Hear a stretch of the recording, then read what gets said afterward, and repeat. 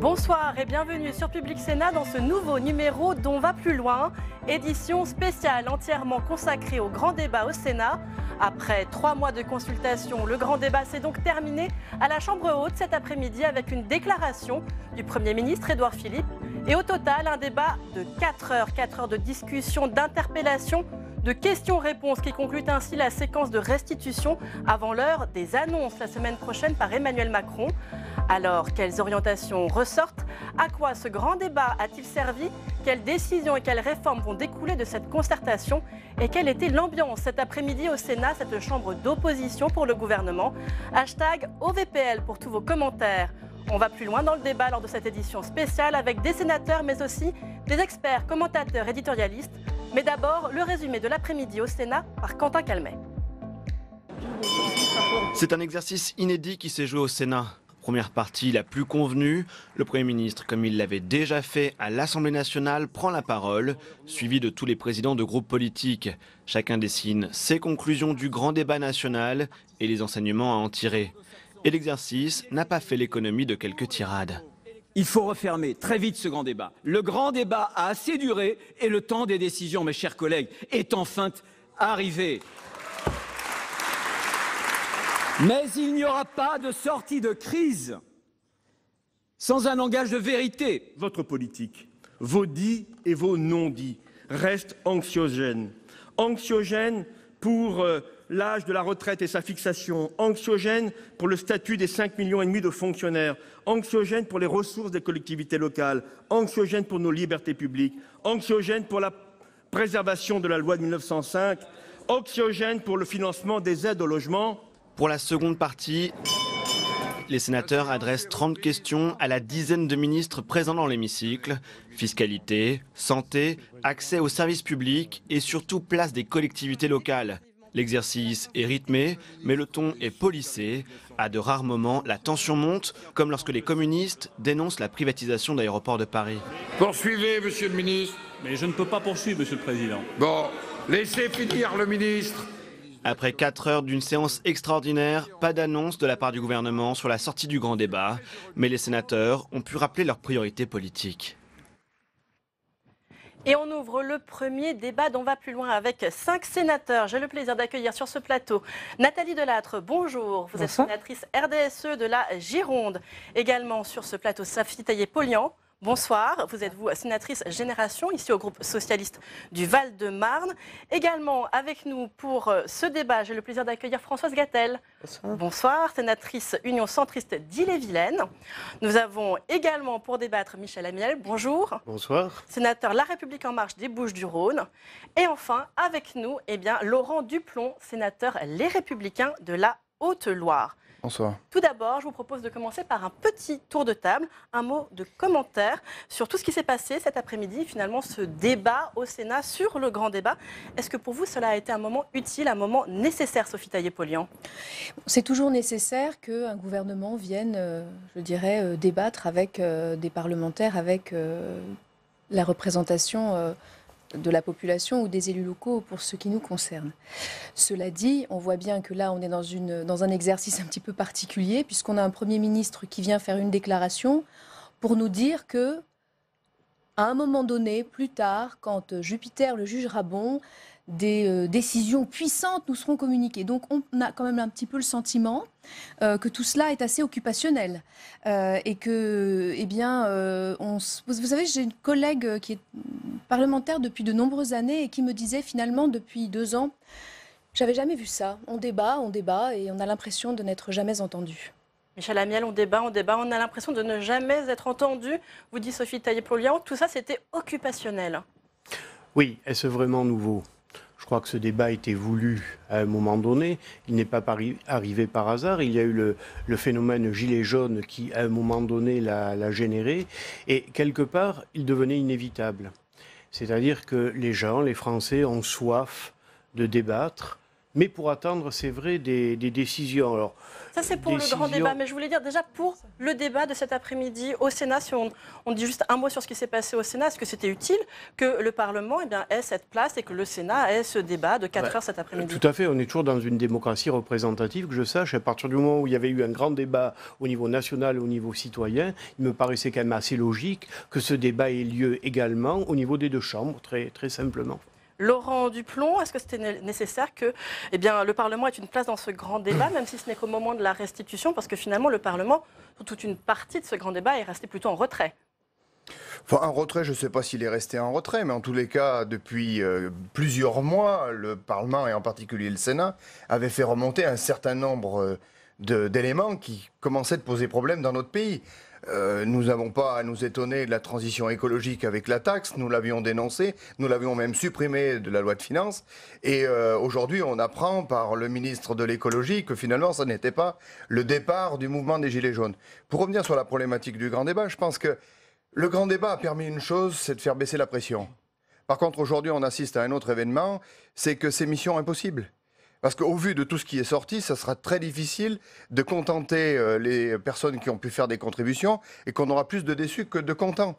Et qu'aujourd'hui, le gouvernement est dans une posture de gagner sans cesse du temps et que je pense que l'objectif, c'est de pouvoir enjamber les européennes de façon à ne pas rentrer dans les véritables problèmes. Dans votre groupe, effectivement. Christian Jacob, d'ailleurs, avait exactement employé ces mots hier.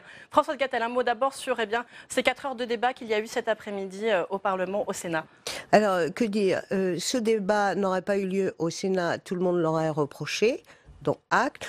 Aujourd'hui, je pense, et moi je ne suis pas l'avocat du gouvernement, mais de manière factuelle, je pense que le Premier ministre, il est venu faire une restitution au Parlement de ce qu'il a compris du grand débat, et puis les groupes ont pu s'exprimer sur des vraies préoccupations qui ne sont pas nouvelles pour le Sénat, on les exprime depuis fort longtemps et on ne peut que regretter de ne pas avoir été entendu.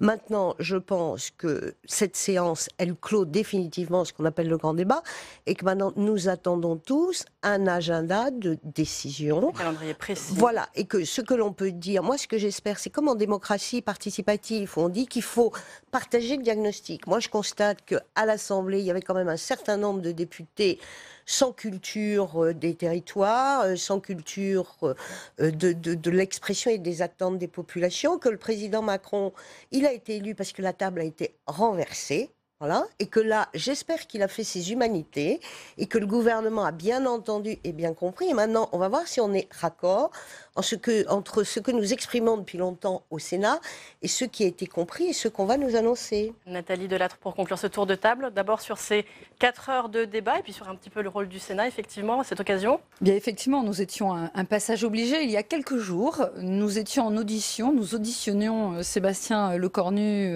et Madame Wargon sur la méthodologie.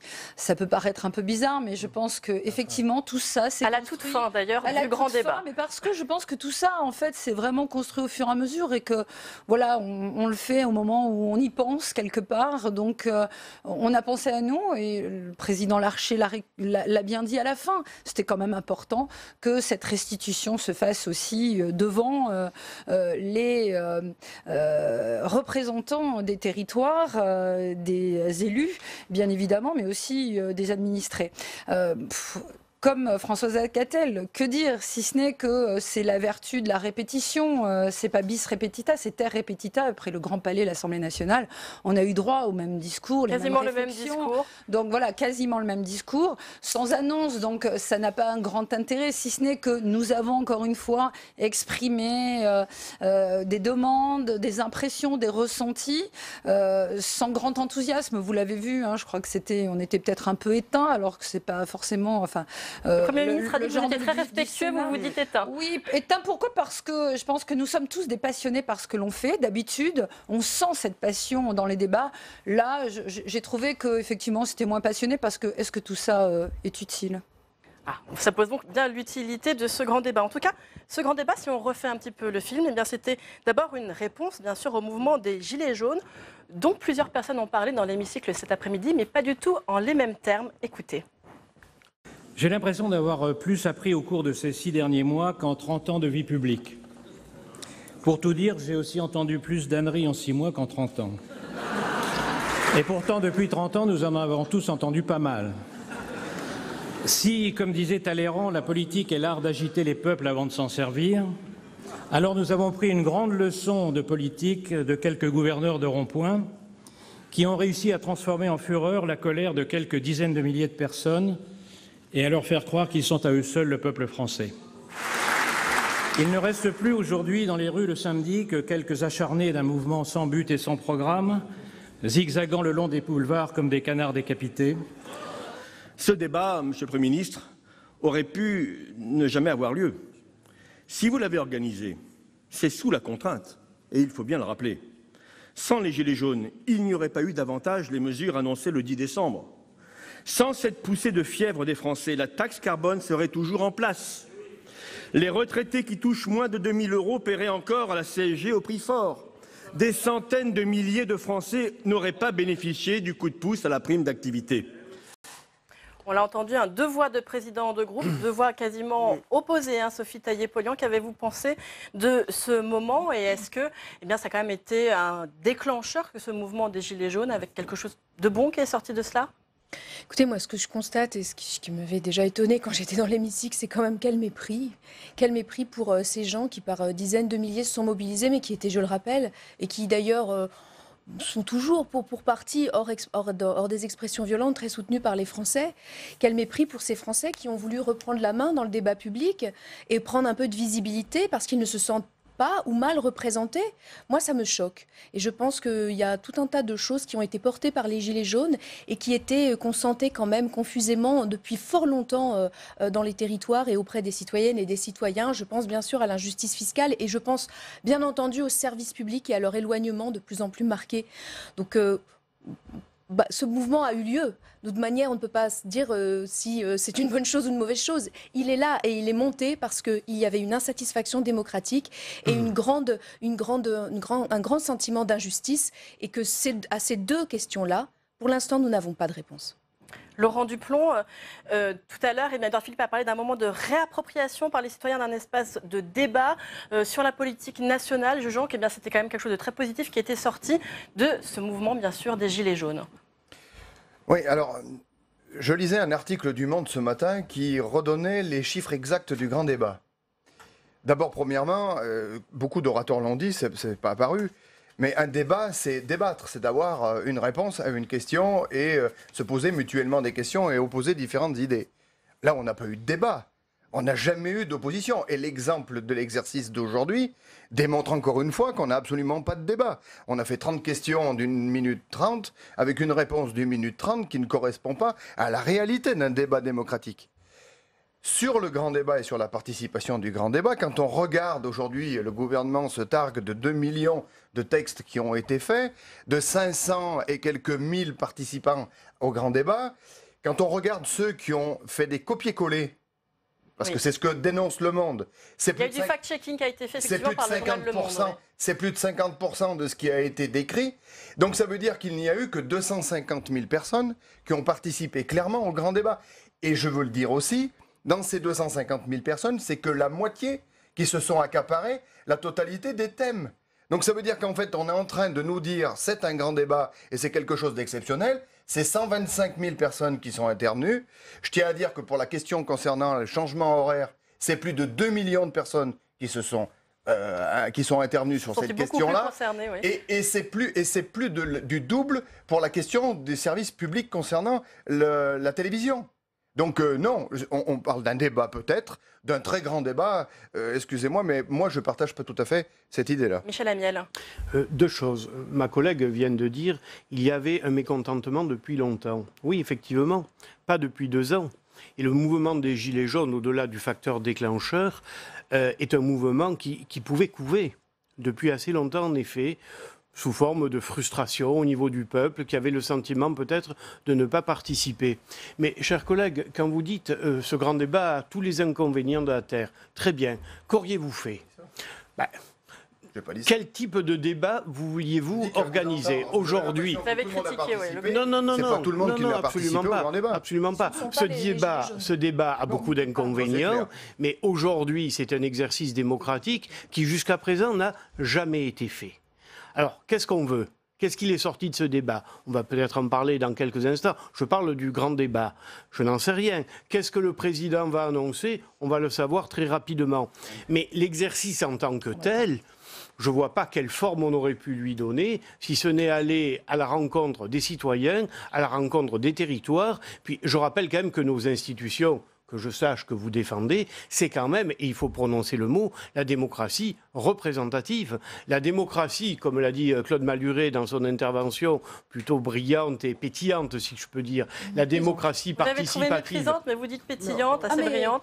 Ah ben moi, méprisante, je ne sais pas ce qu'on Oui, mais enfin, méprisante, d'un côté, vous aviez des manifestations pacifiques à la République, et d'autre côté, les gilets jaunes, plus ou moins infiltrés, qui cassaient tout sur les Champs-Élysées. Alors, autant je respecte, comme je viens de le dire, cette montée d'insatisfaction populaire, autant la violence qui s'est exprimée comme on n'a jamais vu depuis bien longtemps, on ne peut avoir que du mépris pour ce type d'expression, en effet. Françoise Gatel. Oui, moi je voudrais revenir sur l'intervention de Claude Malhuret et sur celle de Canet. Claude Malhuret, il a dit des choses profondes et très graves. Après, il a eu des mots que je ne partage pas forcément sur ce qu'il y avait derrière ce qu'on appelait les gilets jaunes, où il y a une souffrance, une expression de déclassement et une peur d'avenir qu'il faut qu'on entende. Maintenant, et à côté de ça, Patrick Caner, je l'ai trouvé parfois un peu inexact. Quand il reprochait au gouvernement la baisse des dotations, il me semble que les socialistes nous ont pas mal frappés, que l'éloignement des services publics... D'ailleurs, ce que lui a répondu Édouard Philippe. Ce sont les socialistes qui ont modifié le process des cartes d'identité. Dans mon département, il y avait 353 communes. Les socialistes ont décidé qu'il n'y aurait plus que 27 communes où on pouvait faire des cartes d'identité. Donc moi, je pense que chacun doit prendre sa part et qu'après, quand on est parlementaire, sans soutenir la politique du gouvernement, nous, on veut quoi? On veut que le pays sorte de cette crise très grave, qui est une crise sociale, une crise économique, une crise démocratique, une crise territoriale. Alors, le gouvernement, il a entendu. Maintenant, moi, j'ai dit acte. Ça, c'est fait. Voilà, donc on n'en parle plus. Maintenant, on attend l'agenda des solutions. Mais on ne peut pas faire un procès d'intention quand on n'a pas de solution et quand on a tous perdu les élections. Moi, je le dis un peu de manière brutale, mais voilà. C'est franc, au moins. Ah, oui. Nathalie Delattre. Vous posiez la question de savoir qu'aurions-nous fait. Moi, je pense que nous n'avons pas été écoutés au niveau du Sénat. Et moi, j'aurais aimé bien entendre ça dans la bouche d'Édouard Philippe. Aux côtés des maires, qui sont ceux de la proximité, il y a les sénatrices et les sénateurs qui font des milliers d'heures d'audition chaque année pour justement bien comprendre quelles sont les problématiques et au plus profond des territoires. Et certains avaient d'ailleurs nous avions sur le mouvement des Gilets jaunes. Tout à fait. Et ce qu'on avait dit au Premier ministre, c'est que si effectivement il avait conservé le projet de loi de finances 2019 que nous avons voté en fin d'année, où nous avions effectivement suspendu la taxe sur les carburants, mais plein d'autres mesures, les retraites agricoles, nous avions travaillé, etc. Nous avions fait plein de propositions. Je crois que s'il n'avait pas méprisé ce travail, si ce travail avait été pris en compte, aujourd'hui, c'est vrai que ça couve depuis des années. Il a été quand même accélérateur de particules, ce gouvernement, l'APL, etc. Enfin, je veux dire que ça aurait pu encore couver si nous sommes des amortisseurs et nous ne sommes pas écoutés. Et moi, franchement, j'attendais ça. Quand on vient nous voir à domicile au Sénat et qu'on ne nous parle pas du travail parlementaire, que effectivement, il n'y a pas de proposition pour dire on va prendre plus en amont votre travail et travailler avec vous, les sénateurs, et garder ce que nous faisons alors que c'est écarté d'un revers de la main la plupart du temps à l'Assemblée nationale, je pense que oui, nous aurions pu agir différemment. Ce gouvernement aurait pu agir différemment. Laurent Duplon, je vais vous donner la parole. Mais vous critiquiez la manière dont a été fait ce grand débat. Vous n'êtes pas le seul. De l'autre côté de l'hémicycle, tout à l'heure, Éliane Assassi, la présidente du groupe communiste, a dit combien ce débat, pour elle, n'était pas représentatif. Elle a même plus ou moins expliqué que pour elle, les dés étaient pipés. On va l'écouter. Ce grand débat, Monsieur le Premier ministre, n'est pas celui de nos concitoyens. Tous les chiffres le montrent. Sur 45 millions d'électeurs inscrits, auxquels s'ajoutent des millions de jeunes en mesure de comprendre et d'agir comme ils le font sur le climat, seuls 500 000, soit 1% à peine du corps électoral, ont élaboré des contributions. ce chiffre étant lui-même fortement contesté, et 1,5 million auraient participé à des débats, ce chiffre n'étant pas contrôlable. Emmanuel Macron, dès le départ, a écarté les thèmes de justice sociale et de justice fiscale qui fondaient la mobilisation. Pas question de rétablir l'ISF, pas question d'augmenter le SMIC, pas question d'imaginer une nouvelle démocratie symbolisée par le RIC. D'ailleurs, Monsieur le Premier ministre, votre réaction à ce RIC ou au RIP apparaît surtout comme symptomatique d'une crainte de l'expression populaire. 10h10. Oui. Laurent Duplon, est-ce que pour vous, les dés étaient pipés dans ce grand débat? Et est-ce que finalement, le gouvernement a retenu ce qu'il avait bien envie de retenir?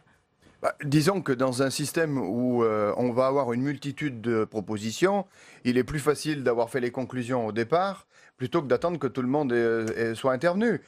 On est dans un exercice où aujourd'hui, on le voit dans les différentes écritures qu'il y a pu y avoir sur les différentes comptes rendus de réunion, tout et son contraire a été dit. Donc à un moment donné, on est sur un système où on multiplie les chiffres, on multiplie les textes. On apprend aussi que certains ont déposé plus de 100 fois la même mesure dans ce système de grand débat. Donc moi je m'étonne, il y a d'ailleurs un article de Mediapart qui met en évidence des tweets ce soir d'une personne qui serait affiliée à La République En Marche, qui arrive à faire 53 000 tweets. Et qui change de nom, qui passe de Nicole à Sylvie ou de Sophie à Michel pour faire des tweets le lendemain et le surlendemain. Donc je pense qu'il faut raison garder. Et comme le disait Nathalie, la problématique principale de tout cela, c'est qu'à un moment donné, pendant 17 mois, ce gouvernement a méprisé tous les corps intermédiaires. Et que si ces manifestations ont été si violentes, c'est aussi à cause de cela. Ce n'est pas que la seule cause. Et je veux bien qu'on nous dise qu'il y a 30 ans que tout cela se passe. Oui, mais depuis 30 ans, ça n'est jamais arrivé à ce niveau-là. Et que les éléments d'excitation de ce gouvernement-là ont fini de souffler sur les braises et ont mis une situation en place qui était difficilement maîtrisable. Et je vous rappelle, parce qu'on l'oublie un peu trop vite, mais que du 17 novembre, lorsque le président de la République est sorti de son silence, c'était pas le 18 novembre. Ça a été bien longtemps après, trop longtemps après, pour apporter des solutions qui en fait ont été des solutions qui n'étaient plus le temps du moment. Parce que ces solutions, qui auraient pu sauver au début, si elles avaient été apportées au début, auraient sûrement plus calmé les choses que ce qui a été fait aussi. Donc chacun a sa part de responsabilité. Et comme le disait Nathalie, le gouvernement et le président de la République là-dessus en ont quand même une très grosse partie. Sophie Taillé-Polian. Oui, écoutez, ce qu'on a quand même observé dans ce grand débat, c'est un problème de méthode dès le début, avec un questionnaire, je dirais, écrit pour que les réponses viennent d'elles-mêmes, avec des ressources documentaires mises à la disposition des gens qui étaient quand même relativement biaisés, avec le fait qu'on traite de manière totalement égale les réunions, quelles qu'elles soient. Que ce soit une réunion organisée par un député En Marche sous forme d'atelier législatif, que ce soit une réunion organisée par des maires, que ce soit une réunion organisée par des associations, tout cela est traité de la même manière. Et même que ce soit des réunions avec M. Macron en bras de chemise pour nous faire le show, c'est exactement la même manière. Donc si vous voulez, il y avait un certain nombre de recommandations de Mme Jouanneau et de la Commission nationale du débat public qui n'ont pas été suivies et qui ont fait que ce débat, effectivement, ne s'est pas déroulé dans des conditions qui auraient permis d'avoir une analyse poussée, précise et le sentiment d'écoute qui aurait dû émerger. Il y a des critiques sur ce grand débat, mais tout de même... Il y a des critiques qui sont évidentes, qui sont effectivement à entendre, et aussi sur les profils des personnes qui ont participé, qui ne sont pas représentatifs de l'ensemble de la population. Moi, ce que je veux quand même dire, c'est aussi, j'ai entendu que le gouvernement disait, monsieur le Premier ministre disait, à un petit moment de sa prise de parole, il a dit, bon, on s'est trompé sur la méthode. Je n'ai plus ces chiffres, ces paroles exactes en tête, mais il a admis que, voilà, sur la méthode de gouvernance, de gouvernement, d'écoute, enfin d'absence d'écoute, de fait de passer en force sans arrêt, il avait commis des erreurs. Mais le problème, c'est que dans les projets de loi qui arrivent, mais les mêmes erreurs continuent à être mises en œuvre. C'est-à-dire qu'on nous fait la contrition sur le fait qu'on va écouter les uns, qu'on va...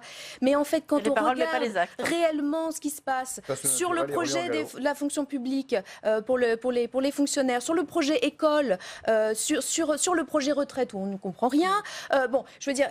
Donc tout cela, je dirais, n'est pas de bon augure. Et je pense qu'effectivement, question biaisée, débat un petit peu pris en otage par un président omniprésent et qui ne laisse pas vraiment la place à un débat, comme le disait M. Duplon, ça fait qu'on est dans une situation où malheureusement, on ne voit pas comment cela pourrait sortir positivement. Sophie Taillé-Polian, on va justement essayer d'aller un petit peu au fond de ces orientations stratégiques qui ont été dévoilées par le gouvernement. Michel Amiel, eh bien, la première d'entre elles, c'est l'immense exaspération fiscale. C'est là le diagnostic du Premier ministre. Nous devons baisser plus vite les impôts. Que dire de ce diagnostic ?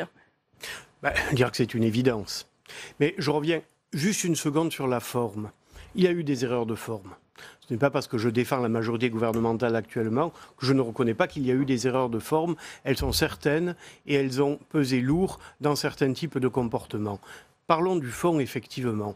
Mais la plupart des gens, en tout cas autour de cette table, défendent une idée qui est en gros la démocratie libérale. Alors, ce n'est pas le cas de tout le monde. Madame Assassi, tout à l'heure, ne défend pas cela. Baisse des impôts, bien sûr. Pour cela, c'est baisse des dépenses publiques. Alors, vous dites on n'a pas suffisamment écouté les citoyens. Très bien. Les citoyens veulent moins d'impôts, ce qui est normal, mais il ne faut pas toucher aux services publics. Et si possible, quand on va un peu dans le détail, quand on va un peu dans le détail, ils veulent plus de services publics. Alors, peut-on faire plus de services publics la schizophrénie des Français, pour vous ? Je n'irai pas jusque-là, mais enfin, peut-on faire plus de services publics avec moins d'impôts? Je n'en suis pas absolument certain. Mais bien évidemment, il faudra diminuer les dépenses publiques si on veut avoir moins d'impôts. Et donc, d'une certaine façon, peut-être, diminuer un petit peu un certain confort, non seulement aux usagers, mais aussi de ceux qui travaillent. Enfin, je me rappelle, il y a quelques années, quand il y a eu la fameuse RGPP, où il a été question de modifier en profondeur, et sans doute fallait-il le faire, le fonctionnement des services de l'État. Mais cela n'est pas allé sans mal. Et je peux vous dire, moi j'ai été maire pendant 17 ans, donc les relations qu'on pouvait avoir avec les services préfectoraux, je peux vous assurer qu'à partir de ce moment-là, ces relations ne se sont pas améliorées du tout. Alors, je crois qu'effectivement, il ne faut pas mentir aux gens. Il faut leur dire, on a une dette, cette dette, c'est des impôts à venir, il faut la résorber. Cela va se passer peut-être avec quelques difficultés, avec un peu de sueur, avec des larmes. Et ce discours libéral, chers collègues, on n'est pas du même camp politique, mais nous tenons à peu près le même. Alors avec un peu plus de social pour les uns, avec un peu plus de libéralisme pour les autres. Quand on a vu certains votes... Certains vont dire que c'est même quelque chose de droite que l'on entend là, le Premier ministre venu de la droite. Donc c'est un point sur lequel vous pouvez être d'accord, effectivement. Effectivement. Encore une fois, on défend une démocratie libérale. Et je finis juste ma phrase. Certains votes ont été assez étonnants, on l'a vu avec la loi Pacte, où finalement les libéraux se sont opposés avec une certaine véhémence à des mesures libérales. Et ça, on ne peut pas dire le contraire. Nathalie Delattre et ensuite Françoise Gatel.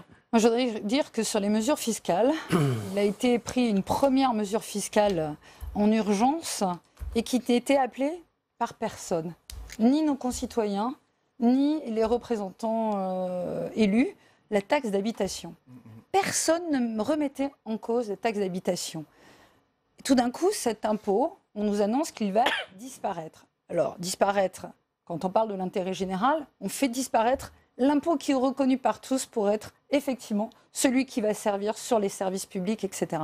Et en fait, on s'aperçoit au final que les Français n'ont même pas d'opinion positive sur la disparition partielle, pour l'instant, parce que certains la payent encore, mais de la taxe d'habitation. Donc, en fait, c'est vrai qu'aujourd'hui, la remise à plat de la fiscalité, c'est vrai qu'on attend de voir ce qui va être dit. Mais enfin, si les décisions sont prises à l'aune de cette première décision, qui est une mauvaise décision, qui n'a pas été comprise et qui en plus n'était pas demandée, pas celle-là en tout cas. Donc bon, c'est vrai que on attend avec impatience. Et puis encore une fois, le président de la République, il a 10 milliards, 10 à 12 milliards devant lui, parce qu'on ne refera pas le grand soir qu'on a fait très frustrant, où en très peu d'heures, nous avons voté. Les sénateurs, par responsabilité, ont voté ce budget. En fait, il a ce cadre-là pour nous expliquer quelles sont ses priorités.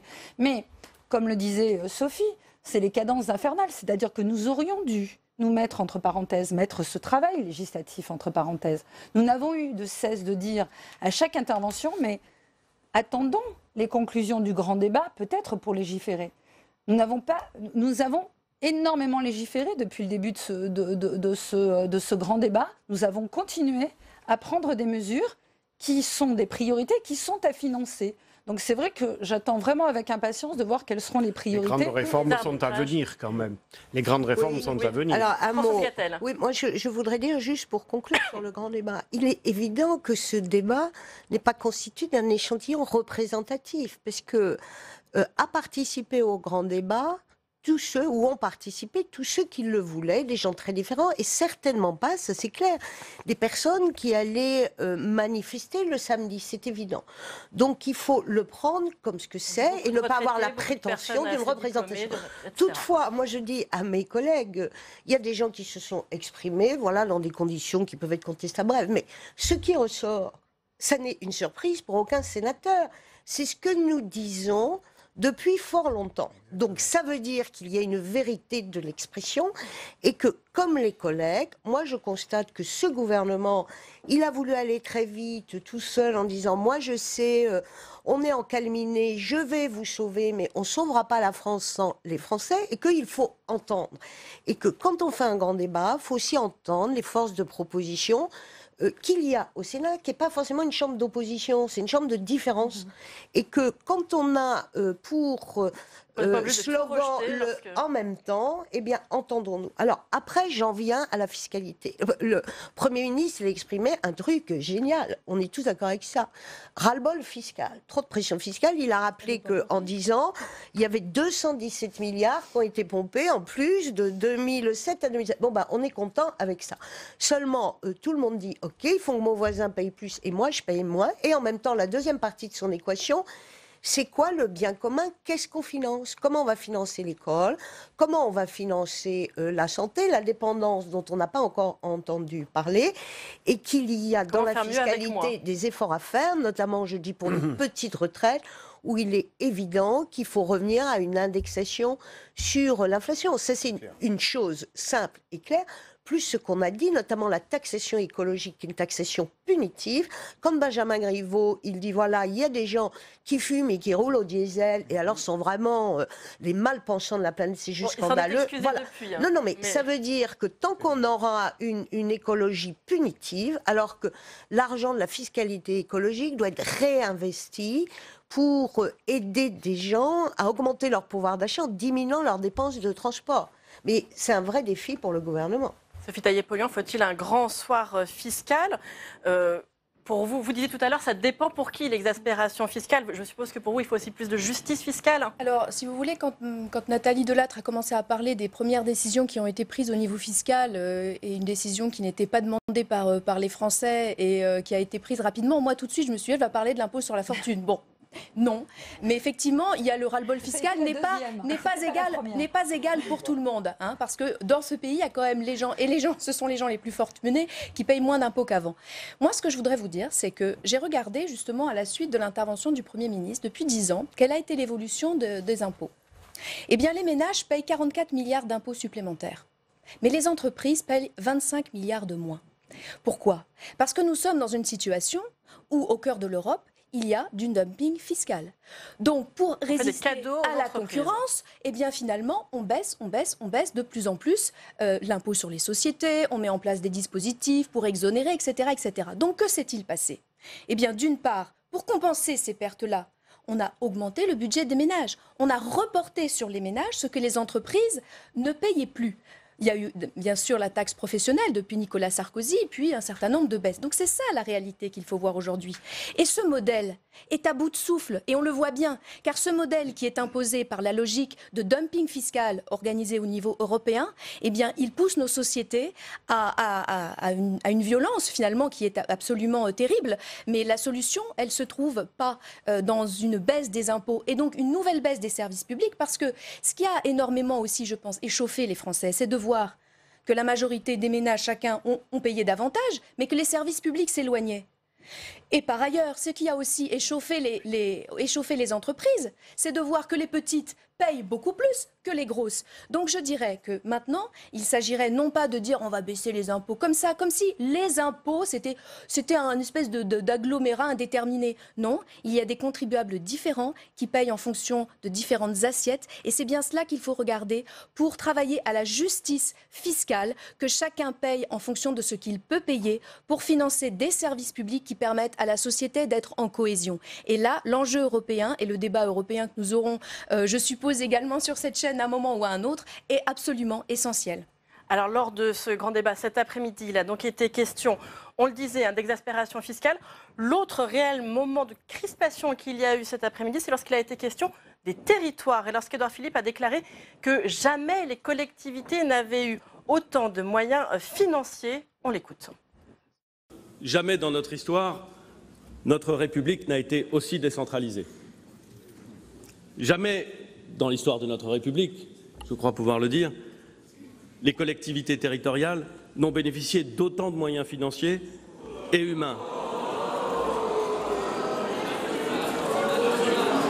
Je suis en train de vous dire que sur l'histoire de notre République, pas seulement de la 5e, lorsqu'on regarde le nombre d'agents publics territoriaux, les compétences des collectivités territoriales, les budgets des collectivités territoriales, sur l'ensemble des budgets publics, nous sommes évidemment à un moment où la République n'a jamais été aussi décentralisée.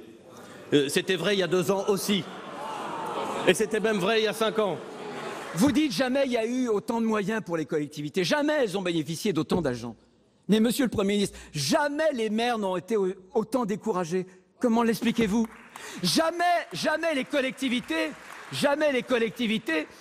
n'ont, pour les compétences qui leur ont été attribuées, disposé d'aussi peu de moyens. Jamais en France, il y a eu une révision aussi autoritaire des structures territoriales, le grand remembrement. Michel Amiel, alors on vient d'entendre s'opposer Bruno Retailleau et Édouard Philippe sur la question territoriale. Édouard Philippe, il a eu un discours très proche des 2 discours qu'il a eu hier à l'Assemblée nationale et avant-hier au Grand Palais, à l'exception de ce passage consacré au territoire. C'était une adresse spécifique au Sénat. Alors, très honnêtement, je n'aurais pas formulé de cette façon-là. Ah, vous n'êtes pas d'accord avec le Premier ministre? J'ai été maire 17 ans, comme je vous l'ai dit tout à l'heure. Je connais les contraintes budgétaires d'un maire qui, je le rappelle en plus, doit faire un budget en équilibre. Donc, effectivement, ces contraintes sont bien réelles et se sont accentuées au fil des années. Sauf que c'est la première fois depuis plusieurs années, n'en déplaise à M. Caner, que la DGF n'a pas baissé. Globalement, que la DGF n'a pas baissé. Si, les chiffres le montrent. 2600 encore cette année, ouais. Commune, qui la voit baisser. Il y a eu des variations. Vous savez très bien qu'il y a des variations sur des questions extrêmement...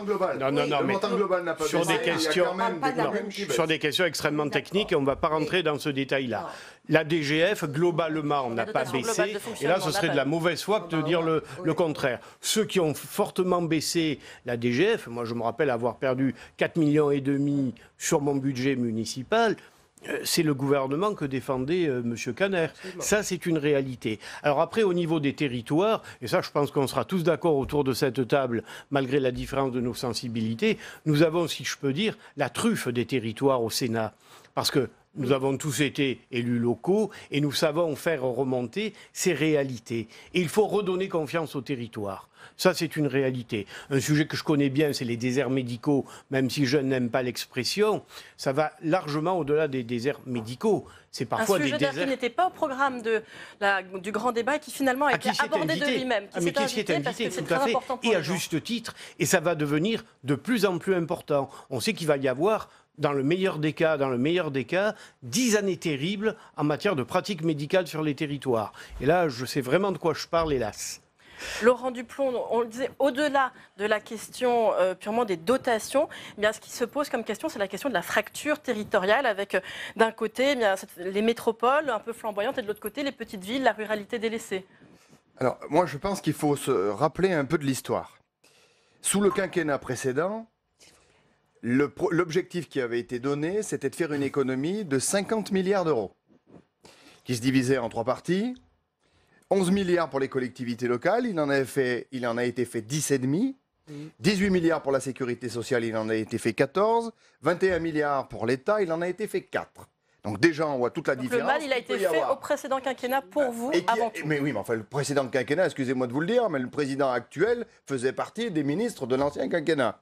Et que la réalité de ce qui s'est passé, c'est que ces 10 milliards d'euros qui ont été enlevés dans les collectivités ont enlevé des capacités aux collectivités locales de pouvoir faire des choses qui sont proches des habitants.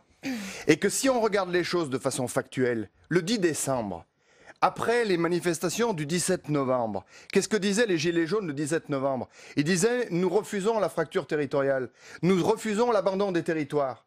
Et quelle a été l'annonce le 10 décembre? Une annonce qui consistait à donner, par de multiples annonces, 10 milliards d'euros. Ça veut dire qu'on a mis à feu et à sang la France en faisant peser la totalité de la baisse de la dépense publique sur les collectivités locales, alors qu'on aurait pu la répartir mieux que ça.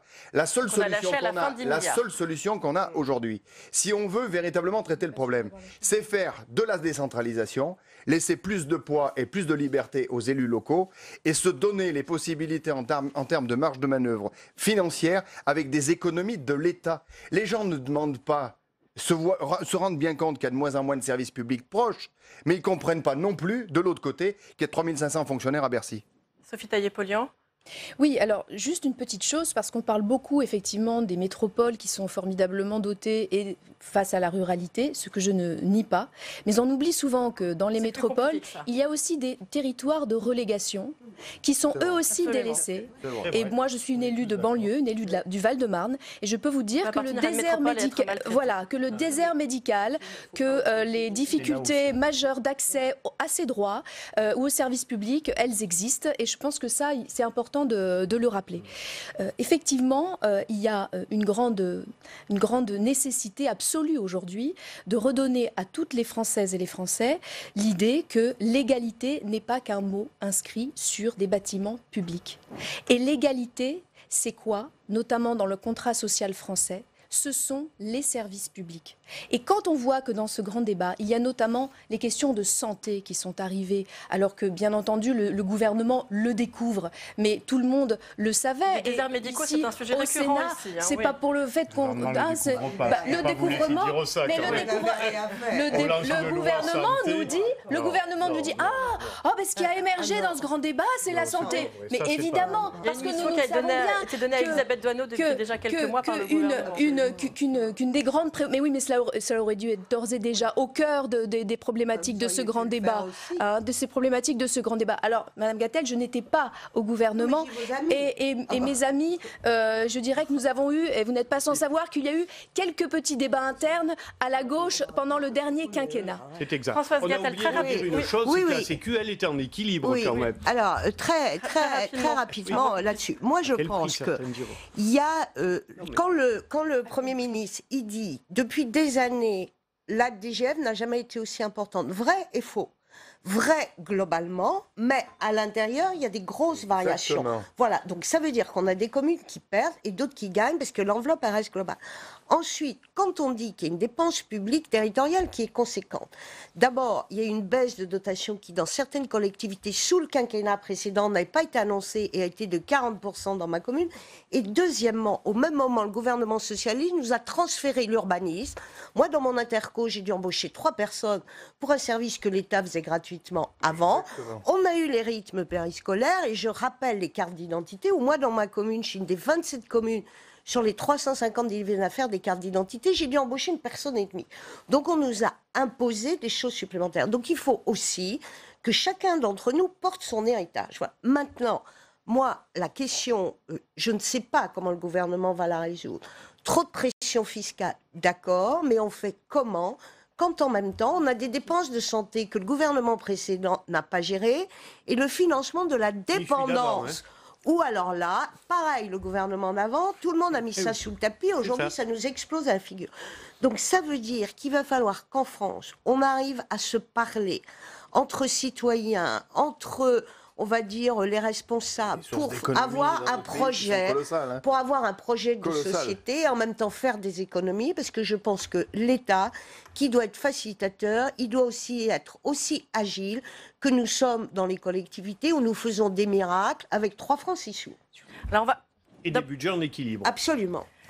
Alors voilà pour ce point, hein, donc sur les territoires, je voudrais, on a encore quelques minutes sur ce débat à peine, je voudrais quand même que l'on parle d'une phrase forte qu'a prononcée Édouard Philippe cet après-midi. Il a parlé à plusieurs reprises du mur de défiance des Français à l'égard des élus. Il a eu des mots encore plus forts cet après-midi dans l'hémicycle. Écoutez. J'ai parlé hier à l'Assemblée nationale d'un mur de défiance et à certains égards parfois d'un mur de haine. Une défiance qui concerne tout le monde, à l'exception peut-être des maires. Alors, à qui la faute? Le Premier ministre a parlé de défiance et même de haine cet après-midi. Michel Amiel, est-ce que pour vous, c'est un fait qui est imputable au gouvernement ou bien est-ce que c'est un échec plus collectif de l'ensemble de la classe politique? Dans votre camp, c'est ce que l'on a beaucoup entendu et que cela ne date pas d'hier. Non, mais ça va au-delà. On assiste aujourd'hui, et ce n'est pas uniquement en France, à ce qu'il est convenu d'appeler un rejet des élites. Il y a un rejet des élites. Alors, à qui la faute? On ne va pas forcément la faire porter sur un seul homme, Macron. Alors c'est vrai que c'est commode actuellement de s'en servir un peu comme bouc émissaire, mais je crois que c'est toute une évolution de la société libérale, je tiens à le préciser, qui aujourd'hui effectivement est en danger. On le voit au niveau européen, dans certains pays qui ont déjà basculé. Je pense à la Hongrie, bon encore c'est un ancien pays de l'Est, mais plus près de nous, je pense à l'Italie. Je pense à ce qui se passe aussi en Grande-Bretagne avec le Brexit. Et tout ça traduit quand même en dénominateur commun un rejet des élites. Ça, c'est un diagnostic. Le traitement, très honnêtement, je ne l'ai pas. Et bien fort est celui qui peut dire voilà ce qu'il faut faire et on va rétablir la relation de confiance entre le citoyen et leurs élites. Pour le moment, j'en doute. Voilà pour le diagnostic, Safi Toye-Payan. Est-ce que vous avez des pistes, un début de remède face à ce rejet des élites et à cette fracture qu'il y a aujourd'hui entre les Français et leur représentation? Et d'ailleurs, on parlait à la fois des élus, des fonctionnaires, des syndicalistes. C'est ce qu'a dit le Premier ministre cet après-midi, tous les corps intermédiaires. Je crois que nos institutions sont à bout de souffle. Elles ont été héritées quelque part de la Seconde Guerre mondiale et elles sont à bout de souffle et il faut les repenser en remettant les citoyens et les citoyennes au cœur. Par ailleurs, c'est aussi le système libéral, économique, ultralibéral depuis les années 80 qui a été mis en place, qui fera payer à nos enfants peut-être la dette financière, mais surtout la dette écologique. Et c'est aussi cela qui fait que les gens ne croient plus dans les élites, parce qu'elles sont incapables de relever le défi à la fois de la justice fiscale, de la justice de l'égalité et bien entendu de relever le défi du réchauffement climatique qui reste entier et auquel pour l'instant nous n'apportons que balbutiements alors qu'il faudrait une réponse très forte. Laurent Duclos. Moi je pense que ces derniers mois on a amplifié ce phénomène d'une façon colossale. Quand on explique dans toutes les interventions donc, il y a une responsabilité du gouvernement dans cette situation. Que le nouveau monde est mieux que l'ancien, que l'expérience ne sert à rien, que d'avoir été élu avant, ça veut dire tous élus, tous pareils, tous pourris. Tout cela, ça a été cultivé pendant des mois et des mois. Relayé d'ailleurs aussi, et je le dis sans détour, par un système médiatique qui puise aussi dans ces éléments-là sa capacité à continuer de nuire et à faire progresser l'antiparlementarisme. Moi, je pense que la vraie solution, elle est dans le fait qu'aujourd'hui, on a beaucoup trop de responsables politiques qui ne sont pas des responsables politiques avec une expérience d'élu. Et que le système aujourd'hui d'En Marche a fait que partout en France, on a eu des élus qui sont sortis certes de la société civile, sans aucune expérience, sans aucune capacité d'avoir, par leur expérience et le temps, eu la capacité de comprendre ce qu'était l'intérêt général. Et d'ailleurs, on l'a vu, on a aujourd'hui des parlementaires qui n'ont pas, même pas de permanence parlementaire.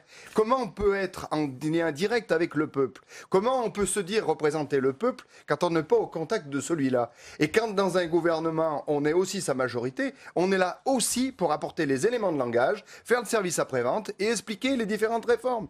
Et c'est ce qu'on n'a pas eu pendant 17 mois. Donc le rejet aujourd'hui des politiques, certes il existait avant, mais il a été amplifié et multiplié pendant un certain nombre de mois. Françoise Gatel, le mot de la fin, ce sera le mot de la fin de ce Oui, débat. alors moi j'ai été frappée par le propos du chef de la majorité à l'Assemblée qui a dit qu'ils avaient été trop intelligents et trop subtils. Phil Legendre, sur ce plateau. Voilà, je pense juste qu'ils se sont pris une porte dans le mur parce qu'ils n'ont pas vu le paysage. Et que très sincèrement, je pense, et j'espère, et on va voir, si notre gouvernement a compris ce qu'était la France, ce qu'étaient les gens qui veulent vivre de leur travail, qui veulent vivre chez eux, qu'on en marre d'avoir accès aux services publics par le biais d'un numérique qui ne marche pas forcément. Ils recherchent une présence humaine, ils recherchent de l'accompagnement et de la bienveillance.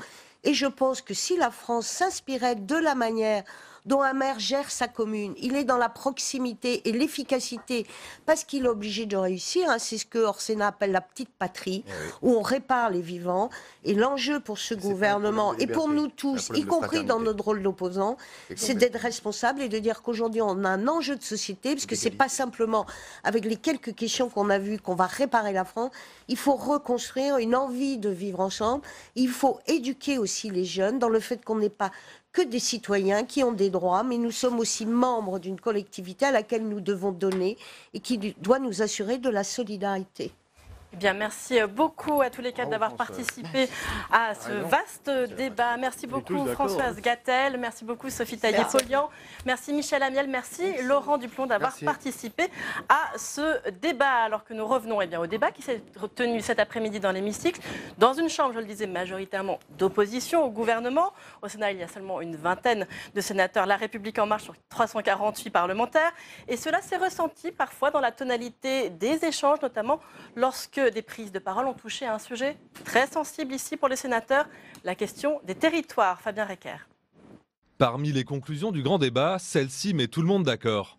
Les Français veulent plus de proximité avec les pouvoirs publics, surtout ceux qui vivent à l'écart des grandes villes. Et que la relation entre les métropoles et les autres parties du territoire doivent à l'évidence être rééquilibrées ou repensées. Un rééquilibrage qui devrait donc s'attaquer à certaines conséquences de la loi NOTRe, synonyme de la politique des grands ensembles au détriment des petites communes. La société d'éloignement qu'on a créée, c'est des régions toujours plus grandes, des cantons toujours plus grands, des communes toujours plus grandes, des intercommunalités toujours plus grandes. Nous avons tellement étiré ce lien géographique que nous avons brisé le lien civique.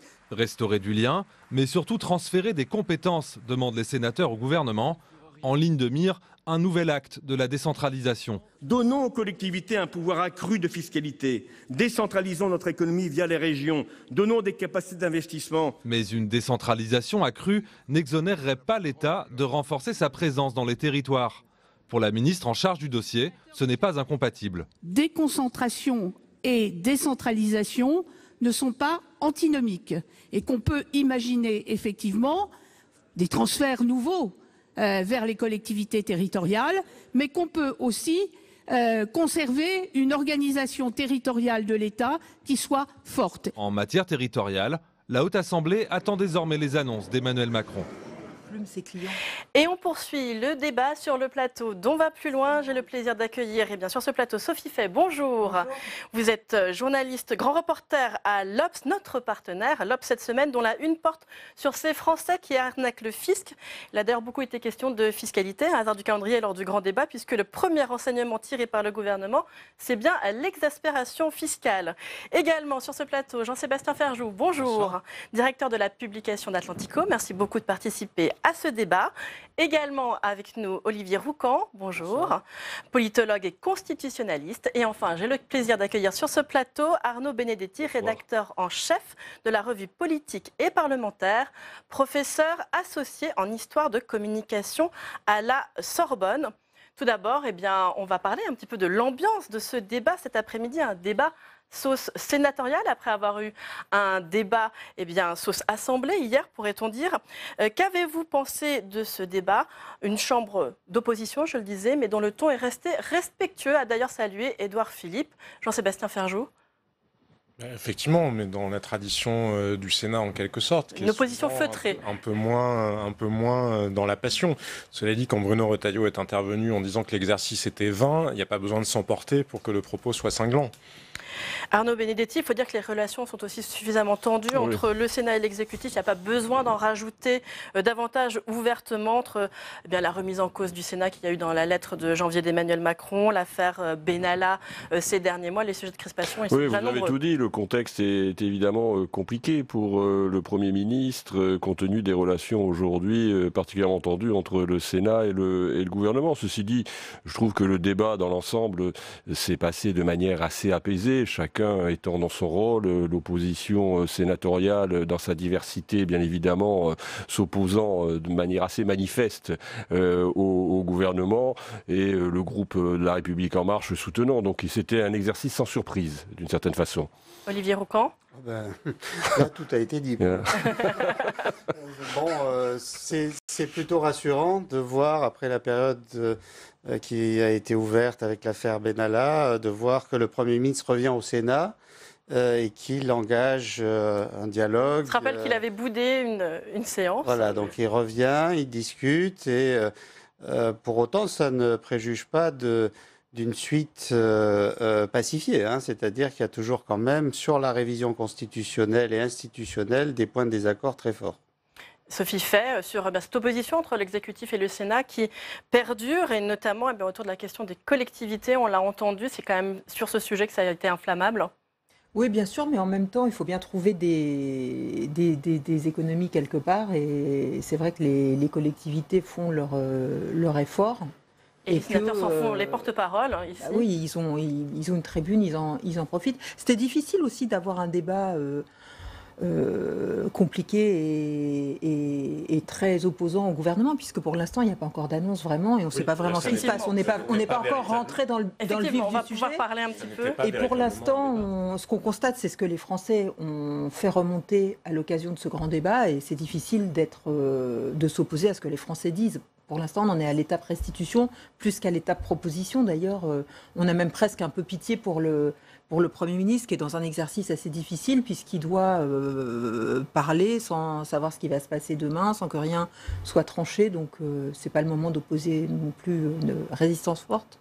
On va parler effectivement de ce rôle qui est donné au Premier ministre dans cette séquence de restitution et de répétition. Mais tout d'abord, un petit mot tout de même sur cette opposition entre le Sénat et le gouvernement sur la question territoriale. Il y a eu ensuite une séance de questions-réponses lors de laquelle Mathieu Darnaud, sénateur Les Républicains, a jugé que le gouvernement avait complètement loupé la conférence nationale des territoires. Écoutez. Mesdames et messieurs les ministres, si vous n'êtes pas responsables de tous les maux de nos communes, il est un échec dont vous portez la pleine paternité. C'est à l'évidence l'échec de la Conférence nationale des territoires. Durant 2 années, le Sénat n'a cessé de faire des propositions dans le rapport sur la revitalisation de l'échelon communal, sur les conditions d'exercice des élus locaux, sur la question des 80 km/h, sur tout ce qui fait que les territoires pourraient retrouver la voie de l'espérance. Arnaud Benedetti, votre commentaire sur le fait que le Sénat continue à dire que, notamment sur la question des territoires, il n'avait cessé de faire remonter les problèmes, que finalement, c'est bien cela qui a explosé à la figure du gouvernement. Mais si vous voulez, ils mettent le doigt sur une des spécificités peut-être d'En Marche et de ce gouvernement, qui est quand même l'émanation d'En Marche, entre autres, pas seulement, mais principalement d'En Marche, c'est que c'est une marque qui apparaît comme déterritorialisée, c'est-à-dire une marque hors sol, c'est-à-dire une marque qui ne dispose pas de relais territoriaux, d'ailleurs de relais de grands élus, quelques-uns, mais pas de manière massive comme d'autres formations politiques. Donc ils mettent le doigt là où ça fait mal. Mais en fait, ce sont 2 cultures si différentes qui s'opposent, entre cette culture, j'allais dire, macroniste, qui est née au printemps 2017 de manière inattendue quand même, il faut quand même toujours s'en souvenir, dans un concours de circonstances exceptionnelles, et puis une culture qui est la culture sénatoriale, qui est vraiment la culture de l'enracinement des territoires, des terroirs, des élus du Seigle et de la Châtaigne, comme le disait Georges Vedel. Ça reste vrai, en tout cas dans l'imaginaire encore. Et on voit bien que là, il y a une opposition de culture politique qui est très nette et qui explique aussi, d'une certaine façon, les problèmes d'approche entre le gouvernement et le Sénat, et au-delà du Sénat, avec les élus locaux dans leur ensemble. Jean-Sébastien Ferjou. Toutefois, d'ailleurs, on a senti qu'Édouard Philippe a senti ce problème, puisque dès son intervention de lundi au Grand Palais, il a salué le rôle des maires dans ce grand débat, en disant que sans les maires, ce grand débat n'aurait eu de grand que le nom. Il ne veut plus braquer les élus comme cela a pu être fait pendant tous les premiers mois du quinquennat. Je pense qu'Édouard Philippe n'a jamais, lui, voulu braquer les élus. Il avait probablement un peu plus d'expérience ou d'ancrage territorial. En tant qu'ancien maire du Havre, avec une longue expérience parlementaire. Qu'Emmanuel Macron, que le reste de la République En Marche. Mais incontestablement, et le mea culpa qu'il a fait sur les 80 km/h en disant qu'on ne pouvait pas porter une réforme en quelque sorte contre un corps social, même s'il n'a pas fait référence aux alertes qu'il avait pu entendre d'élus territoriaux. Oui, on voit qu'ils prennent en compte cette dimension-là des choses. Maintenant, il y a la réalité de ce qui est en marche dans la tête des Français. Une fois qu'une image est installée, au-delà des efforts que vous faites, il faut souvent très très très longtemps avant de réussir à changer les choses, d'autant qu'il y a aussi une réalité sociologique. Les élus de la République En Marche sont plus loin parce qu'ils sont nouveaux, tout simplement. Donc c'est normal, ils n'ont pas connu la case... Enfin si, pour un certain nombre d'entre eux, mais il y a toute une partie qui n'a pas connu la case élection dans des mairies, dans des collectivités territoriales, et ils le payent aujourd'hui. Olivier Rocan, ça va être difficile pour En Marche de changer cette image, hein, malgré, on le voit, eh bien, c'est ce changement au moins de vocabulaire. Oui, de vocabulaire, oui. Le Premier C'est cosmétique pour vous non, mais enfin, le Premier ministre, jusqu'à ces dernières semaines, n'a pas fait preuve d'une ouverture extraordinaire vis-à-vis des collectivités territoriales. Il avait, par exemple, l'angle de la taxe d'habitation. Bon, le dossier a été ouvert assez tôt dans le quinquennat. On sait qu'il faut donc maintenant trouver des ressources pour les collectivités territoriales. Pour autant, rien n'a été précisé sur ce qui va remplacer cet impôt. Va-t-on avoir une réforme fiscale décentralisée ? J'entendais parler tout à l'heure de la décentralisation, a-t-il dit, nous vivons dans un pays beaucoup plus décentralisé. La République n'a jamais été aussi décentralisée, a-t-il dit dans l'hémicycle. Il y a le droit, c'est important, mais il y a les ressources. Et sur le plan des ressources, depuis la réforme fiscale de 2010, il y a moins de décentralisation qu'avant. Les élus locaux maîtrisent moins leurs recettes. Donc, si Édouard Philippe avait voulu et voulait se rapprocher des élus, il proposerait une fiscalité locale où les élus aient une marge de manœuvre plus grande. C'est un exemple. Je prends le second exemple. On a parlé là de la conférence nationale des territoires. C'est vrai que c'est un échec. Le dialogue n'a pas eu lieu. Il n'a pas eu lieu en grande partie parce que toujours sur l'angle budgétaire, eh bien, il y a eu de soi-disant contrats passés avec les collectivités locales où en fait, de contrat, l'État disait il faut baisser les dépenses de fonctionnement drastiquement. Donc forcément, ça a coincé, ça a été difficile et il va falloir du temps. Alors, l'équipe ministérielle a un peu changé, Jacqueline Gouraud, Le Cornu, mais pour autant, ces changements n'ont pour l'instant pas débouché sur, on va dire, des relations huilées. Et je pointerai un troisième point, c'est-à-dire les maires sont énormément mis en avant, comme s'il n'y avait pas d'interco, de conseillers départementaux ou de conseillers régionaux dans ce pays. C'est-à-dire que les autres strates sont importantes en termes de politique publique. L'action sociale, c'est les départements. L'aménagement du territoire sont les régions. Pas tout le monde, oui. Et dans le grand débat, pourquoi ne s'est-on pas davantage appuyé sur ces deux niveaux, qui sont des niveaux d'agrégation aussi, qui auraient pu faire synthèse du grand débat? Sophie Fer, rapidement, sur cette question. Moi, l'impression que ça me donne, c'est qu'en fait, on a perdu les Français depuis longtemps sur ces questions de collectivité locale et de réorganisation territoriale et de relations entre les collectivités et l'État. Depuis la loi NOTRe, c'est pas très clair. L'organisation territoriale. Voilà, c'est pas. On a du mal à s'approprier ces nouvelles collectivités, ces nouveaux niveaux. Et puis on voit que chaque fois qu'on essaye d'en parler, au lieu d'avoir une discussion constructive qui va aboutir à un consensus sur comment on administre notre pays, comment on réfléchit à qui fait quoi dans les différentes strates, eh bien, on sait qu'on va avoir un affrontement partisan et qu'on n'arrive pas forcément, on n'a pas cette image d'élus qui se mettraient autour de la table pour arriver au meilleur niveau. Et donc à la fin, personne n'est content, mais en même temps, les Français, eux, est-ce qu'ils s'intéressent vraiment à ça? Est-ce qu'ils ne sont pas un peu lassés par un débat dans lequel ils n'entrent pas? Ils ne se retrouvent absolument pas. Ouais. Jean-Sébastien Ferjou. Mais pour rebondir aussi sur ce que disait Olivier Roucan, sur la manière dont les élus sont traités, je repense juste à une phrase que prononçait Gérard Collomb la semaine dernière dans une interview au Point, où il citait un des derniers conseils des ministres auxquels il a participé, en disant que la République en marche était fait élire sur une promesse plutôt girondine, justement, de décentralisation, ou de respect des territoires ou des Français, en tout cas, quoi qu'il en soit, pas un système de centralisation, et que finalement, le président de la République avait dit lors de ce fameux conseil des ministres qu'il y avait des moments dans l'histoire où il fallait, à l'inverse, savoir se montrer jacobin. Et donc toute l'ambiguïté du pouvoir est là, puisqu'incontestablement, au-delà de l'aspect institutionnel des choses, la promesse d'En Marche était celle d'un nouveau monde, celle d'un fonctionnement différent, d'une plus grande association des Français, d'une démocratie peut-être plus participative, et puis ça n'a absolument pas correspondu à la manière dont Emmanuel Macron, lui, a voulu incarner, et pas seulement dont il l'a incarné, mais dont il a exercé le pouvoir. Et cette contradiction-là, en l'état, elle reste entière. Oui, parce qu'il a une vision, vraisemblablement parce qu'il a d'abord une vision managériale de la politique, bien plus que démocratique, et ça, je crois que c'est quelque chose qui transparaît dans son fonctionnement. Mais oui, vraiment, parce que regardez la façon dont, par exemple, il traite un sujet, son dernier grand débat était en Corse, et la façon dont il gère la question corse, alors qu'il avait fait quand même un certain nombre d'annonces durant sa campagne en parlant d'un droit à l'expérimentation territoriale, il est revenu. Donc il a une vision qui, aujourd'hui, apparaît beaucoup plus jacobine que girondine, même si son logiciel politique devrait plutôt le porter à être plutôt girondin dans la mesure où il se dit européen. Ce qui, j'allais dire, il y a quand même quelque part quelque chose qui correspond entre l'engagement européen et la volonté de décentralisation, ce qu'avait fait quand même François Mitterrand à sa façon en 82. Il ne faut jamais l'oublier. Et il est très en retrait parce que, encore une fois, il a une vision, on l'a dit, très verticale.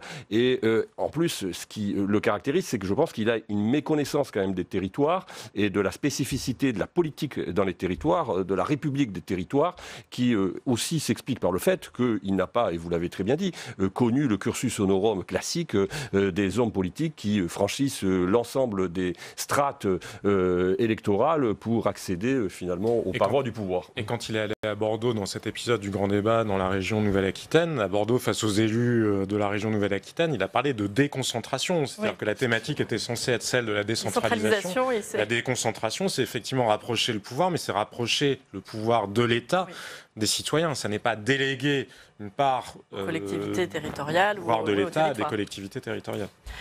En tout cas, avec toute cette fracture, l'heure a donc été au grand débat depuis 3 mois. Un débat qui s'est largement étiré en longueur. On parlait d'un débat qui se terminerait mi-mars. On voit que l'heure de la restitution, c'est seulement mi-avril. Est-ce que c'est intéressant pour le gouvernement d'étirer cette séquence, Olivier Roucan, et pourquoi ? C'est intéressant, disons qu'il a intérêt à valoriser les propositions qui vont être faites par le président. Donc là, on a l'impression qu'ils font un peu monter la marionnette. Le Premier ministre évoque une parole puissante ou des décisions puissantes. Donc, puissantes et concrètes. On fait du teasing. Très bien. Le risque est que finalement, certes, il prépare le terrain, il chauffe la salle, mais il met aussi la pression sur le président. Ce qui est nouveau quand même. Un Premier ministre qui dit... Alors Emmanuel Macron ne doit pas décevoir. Et puissant et concret, c'est une équation difficilement tenable. Soit on est concret et on détaille, soit on est puissant et on donne 2-3 axes généraux. Et on a vu par le passé des présidents qui étaient critiqués, c'est toujours les injonctions contradictoires. Donc c'est un exercice très difficile qui va être celui d'Emmanuel Macron pour justement réunir cet équilibre. Pour le reste, il y a les européennes, évidemment. Les européennes, pendant ce temps-là, tout le monde les oublie. Et donc on a l'impression que c'est aussi fait pour étouffer un peu un débat spécifiquement européen. Jean-Sébastien Ferjou. Ça, c'est effectivement un autre sujet, mais sur l'attente des Français vis-à-vis du grand débat, le risque du teasing, c'est que la déception, elle est déjà consommée dans l'esprit des Français. C'est ce que montrent les enquêtes d'opinion. Il y a quasiment 8 Français sur 10 qui ne pensent pas que le grand débat permettra de résoudre la crise politique et qui ne pensent pas non plus qu'il en sortira des propositions qui changeront quelque chose. Et qu'on les appelle, qu'on parle de grands chantiers, après un grand débat, des propositions puissantes. Il y a une espèce de vous savez, souvent quand on est dans une exagération du vocabulaire, c'est pour masquer quand même une forme de vacuité derrière. Et cette équation politique-là, elle va être extrêmement compliquée à résoudre pour Emmanuel Macron, parce que peut-être que ça s'étire aussi, parce que tout simplement, ils n'ont toujours pas trouvé la solution. Quelle est la proposition, justement, qui puisse être à la fois puissante et concrète, et qui, en plus de ça, corresponde à l'ensemble des Français? Parce que le grand débat, incontestablement, a rassemblé un certain nombre de Français, mais on ne peut pas parler des Français. Ça n'est absolument pas un sondage, ça n'est pas non plus une élection. Il y a des biais sociologiques énormes dans la composition des gens qui ont parlé, ou qui ont participé au grand débat, à commencer par le fait que les non-diplômés ne s'y sont quasiment pas intéressés. Donc comment porter une proposition qui respecte tous ces gens-là et l'électorat du président, parce qu'il ne faut quand même pas oublier, et vous rappeliez qu'il y a les élections européennes, que l'électorat du président, il l'a élu pour faire des réformes, il ne l'a pas élu pour donner satisfaction aux Gilets jaunes. Oui, déjà quasiment une mission impossible.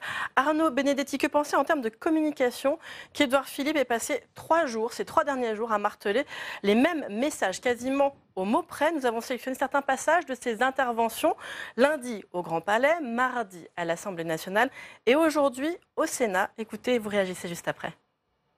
La première exigence, c'est en fait une immense exaspération fiscale. La deuxième exigence, c'est de mettre fin à l'exaspération fiscale. La vérité de l'exaspération fiscale qui a gagné notre pays. Ah, on a entendu une légère façon de varier au Sénat aujourd'hui. Aux intonations de voix près, c'est quand même à peu près le même message. On l'a compris. Vous savez, Napoléon disait « Je ne connais pas de meilleure rhétorique que la répétition ». Là, on est véritablement dans ce cas de figure. Bon, bien sûr qu'il y a du teasing. La pédagogie à base de répétition, bien sûr qu'il y a du teasing, bien sûr qu'on prépare l'opinion publique. Mais le problème, c'est que si vous voulez, ils ont 3 questions. Il y a 3 équations à résoudre et qui sont extrêmement compliquées. La première équation, c'est l'équation qui consiste à savoir comment on baisse la pression fiscale, mais comment on répond aussi à la demande d'État qui émane aussi du mouvement des Gilets jaunes. Parce que ça, c'est une vraie contradiction. La deuxième question, c'est de savoir comment, finalement, on essaye de donner un peu de mou social, mais avec les contraintes budgétaires qui sont celles quand même, du corset de Maastricht. Et la troisième équation, c'est la question démocratique.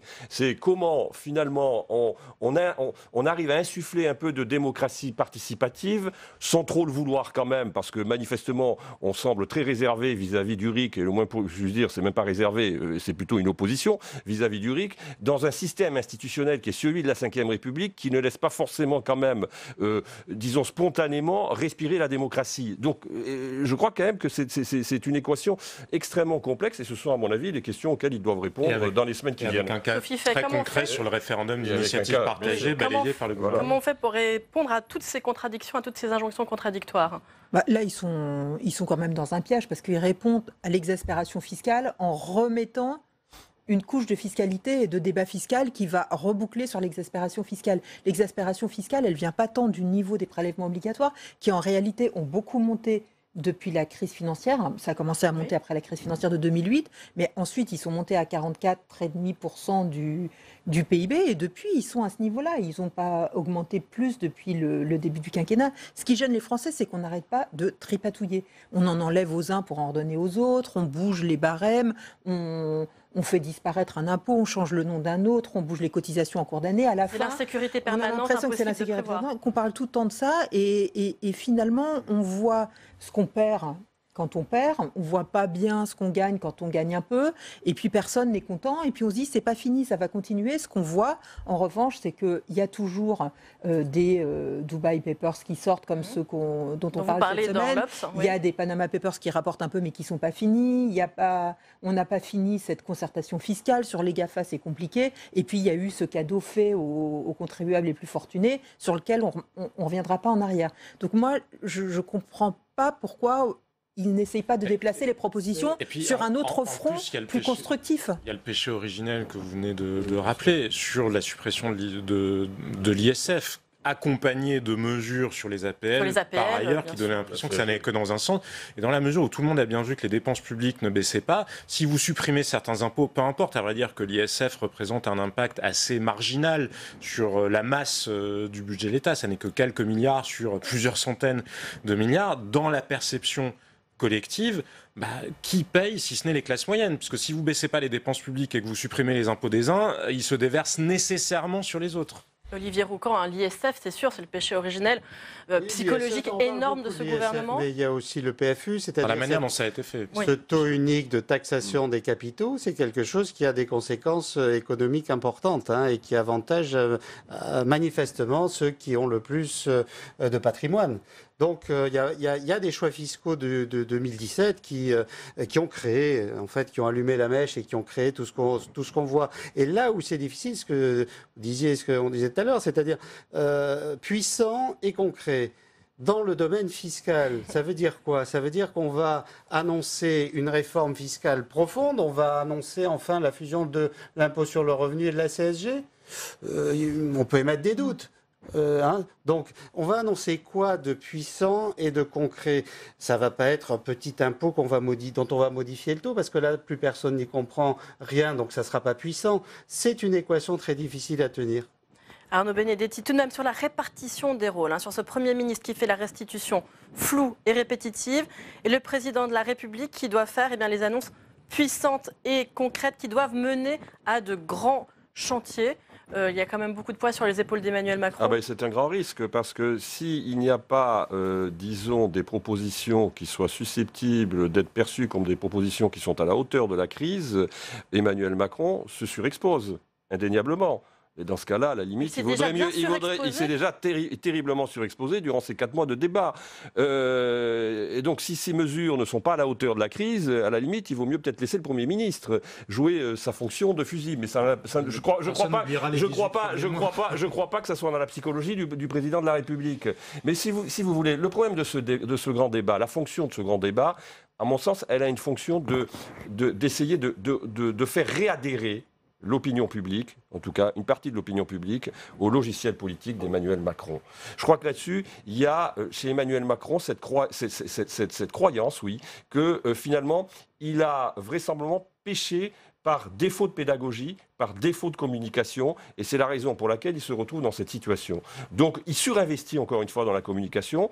Je pense que le problème n'est pas un problème de communication, il y a un problème de fond politique, c'est-à-dire qu'il a aujourd'hui un corps social qui ne se retrouve pas, à tort ou à raison, peu importe, dans la politique qu'il mène. Et ça, c'est bien évidemment, encore une fois, une difficulté supplémentaire dans l'équation qu'il a à résoudre. Jean-Sébastien Ferjou, le président de la République, il a donné de sa personne lors de ce grand débat, à tel point d'ailleurs qu'on l'a accusé de l'avoir monopolisé, justement avec des volontés électorales. Oui, mais enfin, que le président de la République fasse de la politique, je trouve ça un peu absurde de lui reprocher, évidemment, qu'il fait de la politique. Il va dire quoi? Je veux continuer mon mandat sans en avoir les moyens parce que je suis sanctionné par les Français. Donc personnellement, c'est un reproche que je trouve un peu ridicule. En revanche, effectivement, il s'est surexposé dans l'exercice en question, un peu jusqu'à l'absurde, parce que ce n'était plus un débat. C'était Emmanuel Macron passant un grand taux et essayant de prouver à quel point il avait une maîtrise technique de l'ensemble des sujets. Je ne suis pas certain que les Britanniques attendaient de Winston Churchill qu'il sache répondre à dans quelle vallée il y avait un ours ou à la composition des serviettes hygiéniques, mais à la fin de la journée, il savait prendre une décision. Mais oui, mais vous rigolez, mais ça n'empêche pas que c'est un peu ça. Et je pense, là où vous avez raison aussi, mais ça a été réussi de ce point de vue-là, c'est qu'Emmanuel Macron voulait reconsolider sa base électorale. Parce que qu'est-ce qui s'est passé à l'automne dernier? Le grand débat, il n'a rien fait sur les Gilets jaunes. D'ailleurs, ils n'y ont pas participé. Et à vrai dire, l'ensemble des Français, pas vraiment non plus. Mais ça a rassuré son socle sociologique à lui. Je veux dire, au-delà de son socle sociologique, ça a rassuré sa majorité, puisqu'on a oublié qu'en décembre dernier, au cœur même du pouvoir macronien, il y avait des doutes sur ce président, un peu comme si finalement les gens s'étaient trouvés un petit génie, puis qu'ils se retrouvaient avec quelqu'un qui allait peut-être leur exploser entre les doigts. Et quand le pouvoir vacille sur ses propres bases, on est près du gouffre. De ce point de vue-là, il a réussi à rétablir la situation en ramenant la confiance sur ses troupes. Après, l'équation, elle demeure entière. La République En Marche, c'est au mieux 1/5 du corps électoral français, et il n'arrive pas à passer ça et à créer une majorité. La réalité, par ailleurs, c'est que personne d'autre ne parvient à faire mieux que lui, et donc on est toujours dans la même crise politique. Olivier Roucan, en tout cas, il y a certains marcheurs historiques qui sont déjà en train d'en attendre énormément de leur champion. Ils disent en off, il va être disruptif, il va scotcher tout le monde. Enfin, ils attendent de lui, ils ont des attentes absolument gigantesques. C'est le côté secte. Ils font leur travail. C'est religieux. Ils font leur travail, mais comme nous l'avons dit, c'est très risqué quand même, parce que le grand débat, a beaucoup de visibilité depuis plusieurs mois pour les raisons qui ont été évoquées. Consolider cette base électorale, ce socle de 20 à 25% d'électeurs pour qu'ils aillent bien voter aux européennes. Une élection où il y a beaucoup d'abstention. Donc ça a été une manière de mobiliser son camp alors que les autres camps vont être a priori démobilisés parce qu'ils n'ont pas eu droit à un débat sur les enjeux qui les concernent. Donc si vous voulez, ça va avec l'idée d'avoir un débat européen très court puisque pour La République En Marche, il est déjà fait. Il y a le grand débat national. Donc on voit bien, si vous voulez, les techniques ou les tactiques électorales. Simplement sur le fond, est-ce qu'on peut se contenter, quand on porte un nouveau monde, de faire de la technique ou de la tactique à l'ancienne, parce que c'est exactement ce qui se passe, et même en y allant peut-être plus fort qu'auparavant. Donc l'enjeu de légitimité de ce pouvoir, là où je serais peut-être plus nuancé que Jean-Sébastien Ferjou, c'est que certes consolidé, certes un peu rassuré, mais malgré tout... Son électorat. Son électorat et même ses élus, ses dirigeants, puisqu'on est parti de La République En Marche, certes un peu rassuré, mais quand même avec des fragilités. Rappelons quand même l'entourage élyséen et le taux de départ autour du président, des conseillers qui ne sont pas remplacés pour l'instant.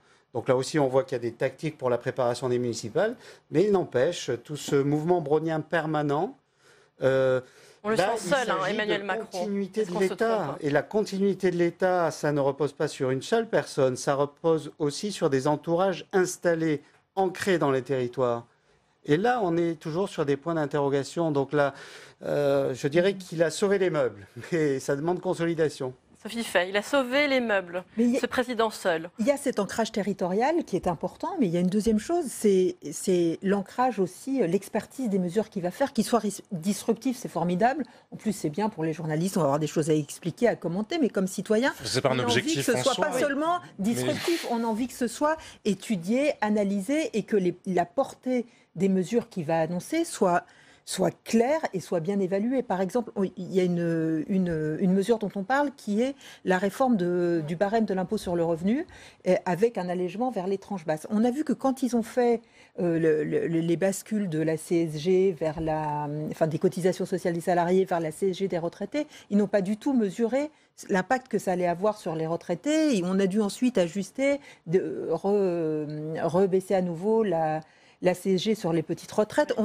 On n'a pas envie qu'il sorte de son chapeau des mesures comme ça la semaine prochaine sans qu'elles aient été vraiment expertisées par tous ceux qui peuvent le faire et apparemment pas seulement par Bercy, puisque quand c'est fait uniquement par Bercy, ça finit quand même un peu en catastrophe un an après. Et oui, effectivement. Et d'ailleurs, on sent que tout le monde est en train d'essayer d'avancer ses pions. Bruno Le Maire qui parle de baisser l'impôt sur le revenu. Gérald Darmanin qui, lui, a parlé de la redevance audiovisuelle il y a quelques jours.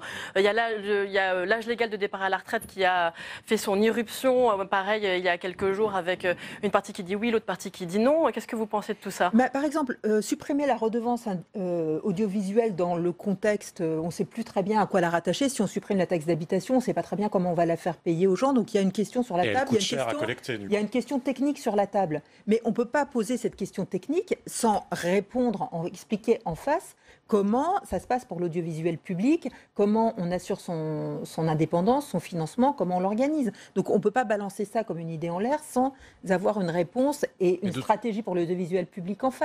De la même manière, c'est un peu sur tous les sujets, là, on lance sur l'âge de la retraite. On ne peut pas dire à Jean-Paul Delevoye, fait une réforme à critères constants, et puis de l'autre, balancer cette idée que maintenant on peut repousser l'âge de la retraite. Le problème, c'est qu'il ne faut pas se mettre de la panique partout, il faut de l'expertise. Pas juste de l'expertise, parce que vous avez raison sur tout ce que vous décriviez sur ces espèces de réformes fiscales. C'est une usine à gaz formidable. C'est-à-dire que plus personne, y compris les responsables de Bercy, ne sont capables de vraiment ça. Souvenez-vous, pendant le quinquennat précédent, sur l'impôt sur le revenu, on a fait rentrer 1 million de personnes sans faire exprès, sans s'en rendre compte, qu'il y avait des conséquences énormes, parce que derrière, les gens ne bénéficiaient plus d'un certain nombre d'aides. Donc le système fiscal est une usine à gaz absolue. Il faudrait une espèce de Big Bang fiscal. Mais le problème, c'est qu'on en revient. Quelle serait la philosophie qu'on mettrait en œuvre ? Et la philosophie qu'on mettrait en œuvre, je ne vois pas comment elle ne pourrait pas être validée par la case élection. De toute façon, on en revient à ce problème-là. Justement, vous parlez élection. Je vous propose d'écouter ce qu'a dit à ce propos le président du groupe Les Républicains, Bruno Retailleau. Pour lui, on ne peut pas sortir de cette séquence sans une véritable consultation nationale. Écoutez-le. Vous ne soignerez pas la blessure à la souveraineté populaire, simplement avec des groupes de parole. Il faudra beaucoup plus. Parce que ce qui est en cause, bien sûr, c'est le pouvoir d'achat. Mais au-delà du pouvoir d'achat, mes chers collègues, c'est le pouvoir tout court, le pouvoir de chaque Français et du peuple français, de peser, de maîtriser sa destinée et son destin. C'est la grande question démocratique. Et je pense, avec beaucoup d'autres, que vous ne pourrez sortir de ce grand malaise sans une consultation nationale. Arnaud Benedetti, Bruno Retailleau, il reprend cette idée qu'également Christian Jacob a développée hier, celle de nouvelles élections. Alors on n'a pas encore compris exactement quelles élections, élections présidentielles, législatives, mais quelque chose pour valider. Une consultation. Ça peut être le référendum aussi. Ou le référendum. C'est quand même très vaste. Mais moi je pense que la stratégie d'Emmanuel Macron, elle est quand même, on la voit, on la voit de loin même. Les élections européennes constituent bien évidemment pour lui un objectif. L'objectif, c'est d'arriver en tête aux élections européennes au soir du 26 mai. Pour une raison simple, c'est qu'arrivé en tête, il considérera qu'il se sera relégitimé et que de toute façon, on retiendra le fait que même à 23% face à un parti qui est à 21%, prenons cette hypothèse, il est en tête. Et donc, pendant 15 jours, on percolera sur la performance électorale d'Emmanuel Macron. Ça durera 15 jours, pas plus, parce que les problèmes reviendront inévitablement, en l'occurrence. Mais sa stratégie, elle est très claire là-dessus. Il est tout concentré vers le résultat de l'élection européenne. C'est un objectif très fort pour lui. Ensuite, évidemment, face à ce type de crise, à un moment donné, un président de la République, il retourne aux urnes. Le général de Gaulle est retourné aux urnes en 1968. Alors, c'est pas 1968, je suis d'accord, mais c'est peut-être plus profond que 1968, finalement. Jacques Chirac, en 1997, a fait un pari qui était le sien, mais il y est allé également. Il avait dissous. Donc, voilà, c'est peut-être une des solutions, mais c'est une solution, à mon sens, qui n'est pas pour le moment dans la tête d'Emmanuel Macron. Olivier Roucan, il faut repasser par les urnes pour vous? Je ne sais pas, un quinquennat c'est très court, somme toute. Ça a rendu désuet jusqu'à présent le référendum et la dissolution. Alors peut-être que là, un épisode s'ouvre où on retrouverait de l'utilité à ces instruments, mais quel intérêt immédiat aurait Emmanuel Macron à servir de ces deux outils? Il va y avoir des élections européennes. Élections européennes, elles peuvent servir de référendum, c'est ce que vous dites, Arnaud Benedetti, avant d'utiliser le référendum et la dissolution, en général, on change le Premier ministre et on modifie les équilibres majoritaires. Ça tourne comme ça. Donc il ne l'a pas fait et on peut penser que entre européenne et municipale, il dispose de cette possibilité avant de penser à des élections, d'autant qu'on sait que l'actualité va très vite et donc Emmanuel Macron peut retrouver une, comme l'on dit, séquence entre guillemets plus favorable. Mais oui, sauf qu'il ne fera pas l'économie, malgré tout, de remettre sur la table un certain nombre de sujets. Encore une fois, je ne vois pas comment on peut parler de propositions concrètes. Admettons qu'on aille vers des propositions sur la fiscalité. On le voit ces jours-ci au sein même de la majorité, ou sur une réforme des retraites. Il y a des sensibilités plus de droite, des sensibilités plus de gauche. Déjà, elles s'expriment au sein de la majorité. Donc imaginez si on raisonne sur les 4/5 des Français qui ne se retrouvent pas nécessairement dans la majorité. Donc le problème d'Emmanuel Macron, c'est que la campagne de 2017 n'a pas eu lieu, ou elle n'a pas vraiment eu lieu sur le fond. Il a réussi incontestablement à créer un espoir dans le pays, à avoir une promesse de quelque chose de nouveau, mais il a vendu la différence. Mais la différence, ça ne veut rien dire. La différence, ça peut être j'ai les cheveux aujourd'hui de cette couleur, le lendemain je les ai d'une autre couleur. Est-ce que c'est mieux, est-ce que c'est moins bien? J'en sais rien. Et donc, toute cette campagne qui ne s'est pas faite ou qui s'est très peu faite parce que la campagne a été concentrée à la fois sur les affaires et sur l'irruption du phénomène Macron, il est en train de le payer aujourd'hui parce qu'on se rend compte que la promesse de la différence, ce qu'Emmanuel Macron, lui, on ne peut pas dire qu'il a trahi les Français, il ne les a pas trompés. Lui, quand vous écoutez bien ce qu'il avait dit, globalement, il est dans les clous de ce qu'il avait annoncé, à l'exception de ce qu'on disait sur son style personnel d'exercice du pouvoir et sur cette centralisation des choses. Mais sur la philosophie politique, économique, en quelque sorte, il est dans les clous de ce qu'il avait annoncé, sauf que ça n'était pas ce que les Français avaient compris, eux, dans la révolution qu'il leur avait vendue. Et donc je ne vois pas, parce qu'un quinquennat c'est court, mais enfin 3 ans à courir derrière des Français qui ne se retrouvent plus dans un pouvoir, Emmanuel Macron qui s'est fait élire sur la promesse de la réforme et de la transformation profonde, à commencer par son propre électorat, je ne vois pas comment il peut la délivrer. Les 2 dernières années de Jacques Chirac ne sont pas excellentes lors du premier quinquennat. les 2 dernières années c'est pas lui qui... de Jacques Chirac.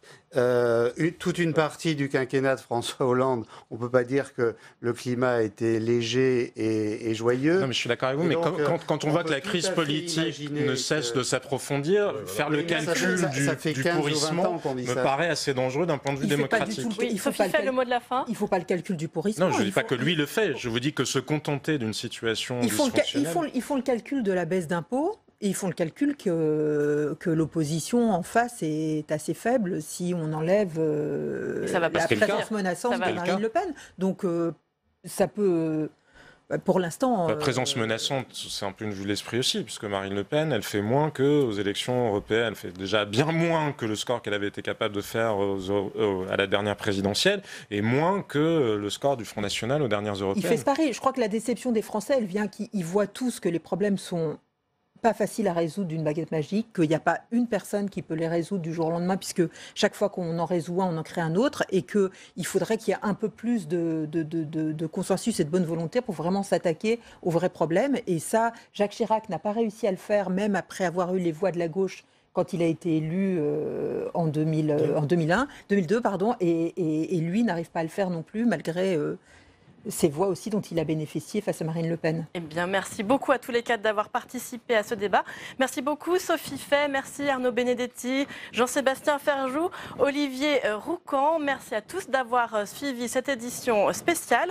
Alors, l'invité demain matin de Territoire d'Info, c'est Alexis Corbière, député La France Insoumise de Seine-Saint-Denis.